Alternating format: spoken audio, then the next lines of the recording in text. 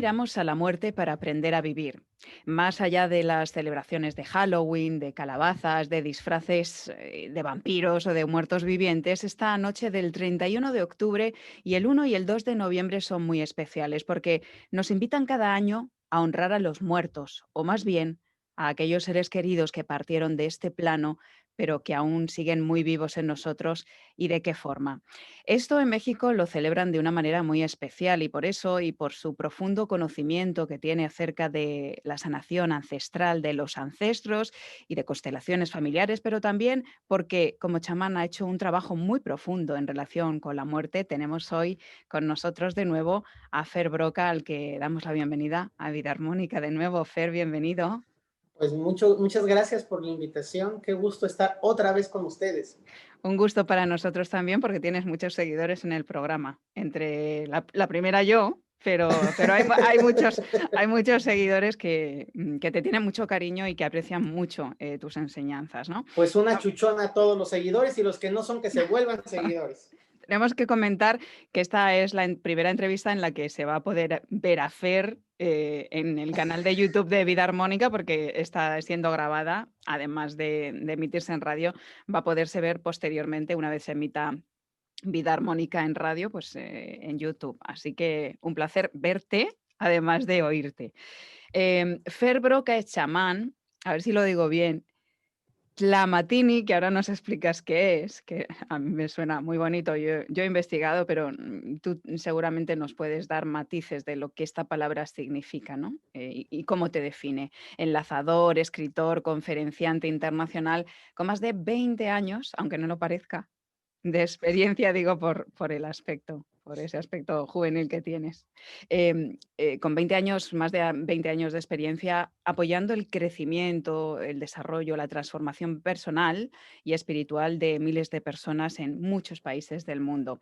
Así que creo que contamos hoy contigo en especial porque esto es una noche mágica, es una noche mágica en la que nos comentarás o no se abren ciertos portales o esos portales siempre están abiertos en relación con esos ancestros que se fueron y que tenéis muy presente en las celebraciones que hacéis desde México desde antes de que llegaran los españoles.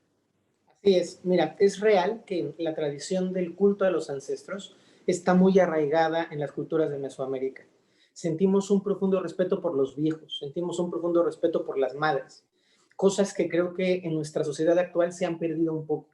Y me encantaría que fuera como este acto de conciencia de entender que los ancestros se honran en la vida y luego en la muerte. Es decir, si yo no respeto a mi abuelo aquí, ¿qué sentido tiene que lo respete cuando está en el otro patio, ¿no?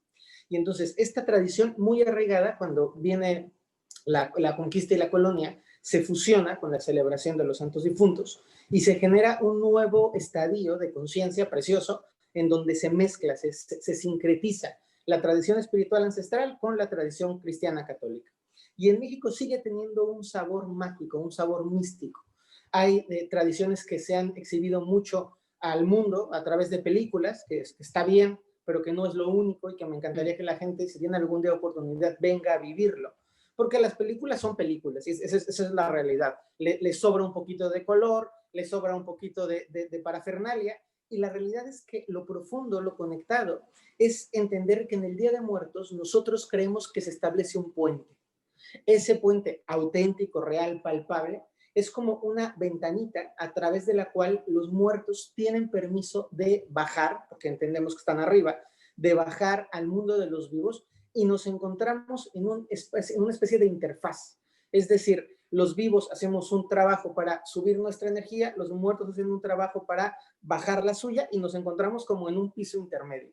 Y es de ahí, de ese contacto, de esa celebración, de ese encuentro, de donde surge el altar de muertos y de donde surge la posibilidad de darles ofrendas, de poner lo que ellos disfrutaban en la vida, de tomar sus fotografías, de sus objetos personales, porque se cree que todos estos elementos ayudan a nivel energético a que ellos puedan accesar más fácilmente a nuestro plano de realidad.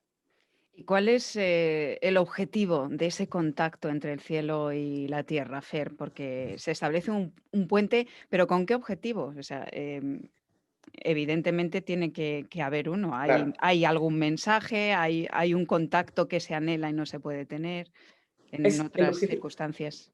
El objetivo central es recordar el contacto, recordar que estamos juntos, que seguimos juntos. Es como si los muertos vinieran a tocarnos la palma y a decir, aquí seguimos con ustedes, no se desanimen.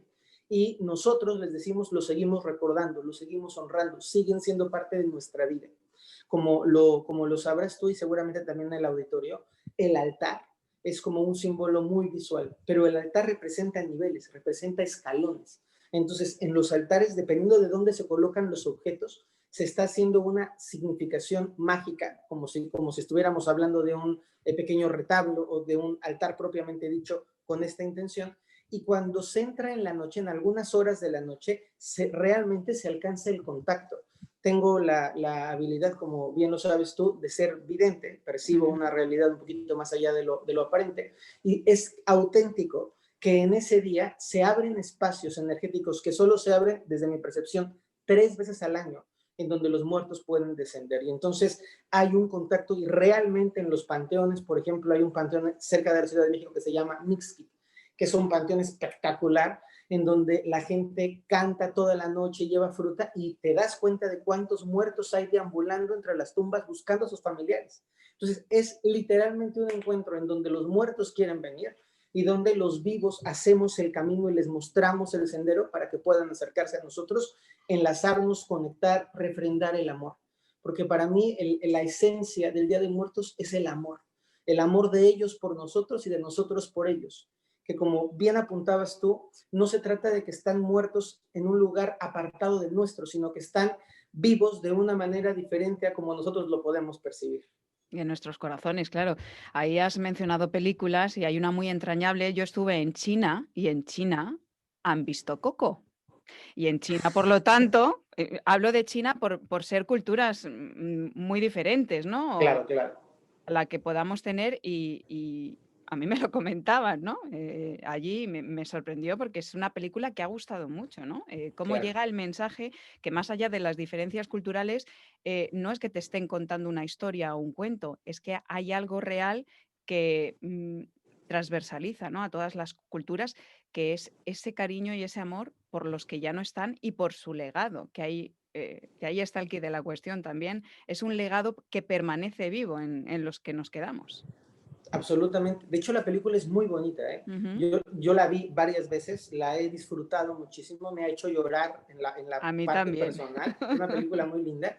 Y lo que me gusta es que quien hizo el guión de la película entendía las tradiciones. Hay una serie de elementos simbólicos, para la gente que no la ha visto se las recomendamos, pero hay una serie de elementos simbólicos como los nahuales, estos animalitos que aparecen, que sirven de puente, porque eso se cree que hay animales que nos ayudan a transitar esos dos planos, como el pasillo este precioso de flores amarillas, que es el cempasúchil en México, que literalmente se ocupa como una ofrenda porque se cree que ese color los muertos sí lo ven. Entonces, ahí por donde van viendo cempasúchil se van moviendo como una autopista. Toda la celebración de la música que es tan importante y todas estas pequeñas pinceladas nos hablan de que hay una auténtica conciencia más allá del trama, de la trama de la película. Y también me gustaría mucho, en la oportunidad que me das, poder separarle a la gente lo que es el muerto fantasmagórico, cadavérico, versión Walking Dead y zombies, que esos muertos no estamos Scream, hablando. ¿no? Y los de Scream, Exacto, con la boca abierta. exacto, eso no. Y la energía de los muertos, la información que los muertos dejan, que eso es con lo que contactamos. Ujú. No contactamos con un cuerpo carente de vida, conectamos con un campo de información rebosante de vida que ya no está vibrando en nuestra frecuencia y tiene otro cuerpo. Entonces, eso hace una gran diferencia, porque no es el conjurar a los muertos de la mesa, sabes, del espiritismo, es poder decirle a esta energía que vive en nuestra casa, porque fue quizá la casa de nuestros abuelos, a esta energía que vive en nuestras tradiciones, que vive en nuestro recuerdo, que está en la fotografía, compartamos un poquito, escuchémonos, convivámonos y expresémonos el amor. Hay mucha gente que a todo esto que estamos hablando le tiene mucho respeto. Quisieran, a lo Claro. mejor, o anhelan poder o abrazar a un ser querido que ya se ha ido, pero tienen miedo de que eso suceda porque no comprenden bien que esa presencia se pueda dar y, bueno, da un poco de repelús. Sin embargo, hay que comprender que es natural, ¿no? Que ellos ya no están en un cuerpo físico, pero que siguen estando, que hay una energía que sigue estando como tú muy bien percibes, ¿no? Y otras muchas personas también.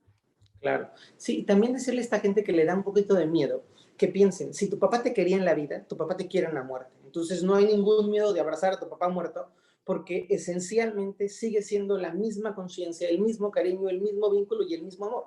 Si nosotros nos muriéramos hoy, a la gente que amamos la seguiríamos amando en la muerte. No, no tendría yo por qué pretender hacerle daño en la muerte a alguien que amé y que quise muchísimo en la vida. Entonces, siempre y cuando sus altares, sus peticiones sean para sus muertos familiares, es decir, para mi familia, para mis ancestros, para mi legado, no hay bronca. El problema es cuando jugamos, que eso sí me parece peligroso e importante remarcarlo, jugamos con los muertos. Cuando no los respetamos, cuando no lo honramos, cuando queremos ver a ver qué se nos aparece, ahí sí, señoras y señores, ese camino no va, o por lo menos no va en lo Claro. que estamos hablando nosotros. Por ejemplo, estás hablando de la Ouija o de juegos que pueden hacer muchas personas que no son muy conscientes de lo que están invocando, ¿no? Así es, así es. Totalmente desaconsejado, totalmente Desde desaconsejado. mi perspectiva, absolutamente, porque primero, los muertos están en su lugar y segundo, los vivos estamos en nuestro lugar. Ujú. Entonces, es diferente que yo toque la puerta para mis ancestros a que yo toque la puerta para ver qué muerto me contesta. Eso es, eso es. Sí, sí, Bueno, ya que estamos hablando del Día de Muertos en México, aquí no hacemos los altares, pero sí hay una tradición que se está perdiendo, pero que se conserva todavía en muchos hogares, que es el de prender velas a esos fieles difuntos, sobre todo en la noche del 1 al 2 de noviembre. Vosotros claro, conserváis también todas esas fechas, ¿no? Y claro. esto nos pone en contacto con eso, con los que no están ya aquí, con recuerdos de muertes que hemos padecido, porque la ausencia pues es difícil de llevar, pero también nos pone en contacto con un miedo que llevamos permanentemente con nosotros como seres humanos y más en ciertas sociedades como la occidental, que bueno, pues hemos desarrollado un auténtico temor, ¿no?, a la muerte porque preferimos no mirar. Si pasas, a mí me pasaba de pequeña, pasaba por un cementerio y por aquello de no miro al cementerio no vaya a ser que, y esto le puede pasar a mucha gente y sé que le ha pasado a mucha más gente, ¿no? Pero la muerte es parte de la vida, Fer, y va con nosotros. Y podemos vivir, pero están muertos, muertos en vida. Es un concepto que creo que es importante aclarar, ¿no? Mirar a la muerte para aprender a vivir. Además, en psicología hay técnicas que recomiendan esto para perderle cierto miedo a la muerte o en general a la vida también. Y tú aquí tienes experiencia porque como chamán nos hacen pasar por pruebas que tienen que ver con esto, ¿no? Así es. Sí, fíjate que me encanta cómo lo narras, cómo lo cuentas, porque pensamos que la muerte es solo ese momento en el que el corazón se para y dejamos de respirar. Pero a lo largo de la vida experimentamos muchas muertes. Morimos a la infancia, morimos a la casa materna, morimos a una relación, morimos a un trabajo, morimos a un ciclo. Los españoles murieron a las pesetas, nacieron al euro y se muere a tradiciones y a costumbres. Hay muertes muy simbólicas. Entonces, creo que le tenemos miedo a la, entre comillas lo digo, la última muerte. Pero tenemos que tenerle más miedo a no llegar vivos a la última muerte. Es decir, hay gente que ya la última muerte ya ni la siente porque ya estaban muertos 15 años antes de que el corazón se parara. Y esta también es una invitación linda de las tradiciones de encender la velita, de celebrarlo, porque nos recuerda que estamos vivos. Y mientras estamos vivos y mientras estamos aquí, podemos, y ese es un mensaje que me encantaría que se quedara en el corazón, podemos honrar a nuestros muertos viviendo la vida. Puedo decirle a mi mamá que es muy doloroso que se haya ido, o incluso en el extremo caso de dolor de un hijo, que me parece que es la muerte más difícil de sobrellevar. Podemos decirle a mi hijo, a mi madre, yo estoy aquí y voy a ser feliz y voy a disfrutar y voy a gozar y luego me voy a encontrar contigo. Porque lo que sí le quiero decir a toda la gente que nos escucha es que eso que nosotros percibimos como muerte por falta de nuestra conciencia en realidad es solo un paso a continuar el camino. Sería algo así como cuando el niño aprende a hablar y se muere al silencio, el silencio verbal, y entonces es, ya se murió mi niño. No, solo aprendió a hablar un idioma nuevo. y la muerte es un idioma nuevo, una forma nueva de expresarnos. Entonces, en la certeza y en la confianza profunda de que en un paso siguiente nos reencontraremos con toda la gente que hemos amado, compartido y crecido en esta vida. Volviendo a la tradición de los mexicas, a la Ujú. tradición prehispánica, hay un mundo que es el de los muertos, que es el Mictlán. Y tú Sí, lo sabes claro. muy bien porque además das unos cursos fantásticos acerca de esto. Pero fíjate que es importante compartir con los oyentes y con la audiencia que el Mictlán tiene una serie de pruebas que se identifican con pruebas de vida que nos Claro. pasan a todos. O sea, es el mundo de los muertos, pero el de los vivos, porque es exactamente lo mismo. Eh, es un viaje que está reflejado también en muchas películas, como por ejemplo El Señor de los Anillos y otras. Es un viaje del héroe, al final es un Así viaje de es. crecimiento personal. Así es, así es. El Mictlán es el mito del cruce del inframundo, del cruce del reino de los muertos. Y tiene una analogía, en el mundo mexica se llama Mictlán, en el mundo maya se llama Xibalba. Es la misma energía, es casi el mismo mito. Y justamente el héroe, el protagonista, tiene que ir cruzando diferentes desafíos y aprendiendo sobre esos desafíos. Y lo que tú refieres es que los desafíos que se viven para llegar a completar el ciclo de muerte son desafíos que también requerimos para completar el ciclo de vida. Y entonces te encuentras con casas de cuchillos, te encuentras con casas de banderas flotantes, con casas de jaguares que te devoran el corazón, y cada casa tiene una enseñanza y tiene una manera de resolverse para poder atravesarla. Es lo mismo que amenaza tu vida en la vida, amenaza tu conciencia de trascendencia en tu vida en la muerte.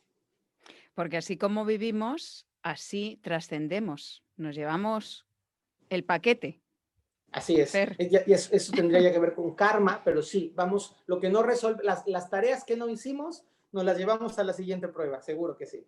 Bueno, esto para los que creemos y para los que no, pues que lo dejen si quieren como una peli del Señor de los Anillos, pero bueno, hay una realidad que, que está ahí, ¿no? Hablando del Día de Muertos y de recuperar y de honrar a nuestros ancestros, hay algo que tú haces y haces muy bien, que es sanación ancestral. Hay una parte y una información, unos patrones familiares que heredamos y que no somos conscientes la mayoría de las veces de ellos. Cuando somos conscientes, pues a lo mejor hacemos un trabajo para poder resolverlos y avanzar, ¿no? Es importante que la gente sepa que los patrones que podemos repetir que no son positivos o que no nos ayudan a crecer, se pueden armonizar de alguna Así manera. es. Y en eso trabajas tú porque desde hace muchísimos años haces constelaciones familiares que va dirigido precisamente a eso y ahora estás realizando un curso precisamente que tiene que ver con todo este tema.